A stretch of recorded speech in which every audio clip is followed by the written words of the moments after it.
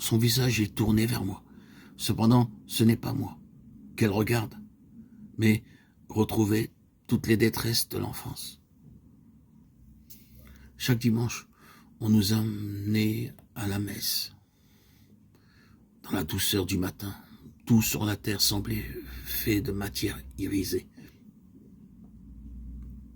Dans l'église, des hommes et des femmes, le visage levé vers la croix, entonnaient ensemble psaumes, cantiques, oraisons, puis brusquement pareil à des bêtes blessées à mort, inclinaient la tête. Devant l'autel, comme atteints au plus profond de nous-mêmes, nous ployions le genou. Sur nos langues, l'hostie avait le goût du pain rance. Le Christ descendait en nous, devenait une flamme semblable aux incendies de forêt. Nous abandonnions tout espoir de vie personnelle. Nous marchions lentement. Nous étions responsables du temps, du malheur. Nous portions à toute chose un amour frénétique, fait de douleur et de plaisir. Sur le parvis, des gens nous saluaient, caressaient nos joues. Le corps du Christ n'était plus en nous. Nos propres corps l'avaient dévoré. Nous jurions de ne plus jamais nous laisser toucher par personne. L'après-midi, nous rendions visite aux morts. Nous leur portions l'anémone à corolle violet sombre, la tubéreuse à l'odeur pénétrante, l'amarante aux lourdes grappes cramoisies.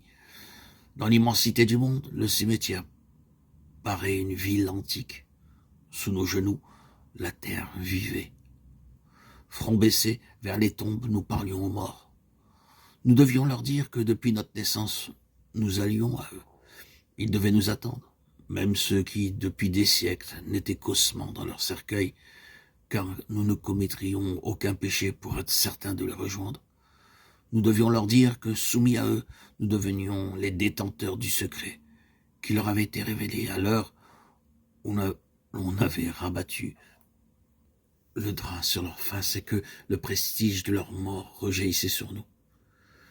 À nos côtés, leurs figures grises aux yeux cernés de bleu voilés de crêpe, les femmes enduraient un inépuisable chagrin.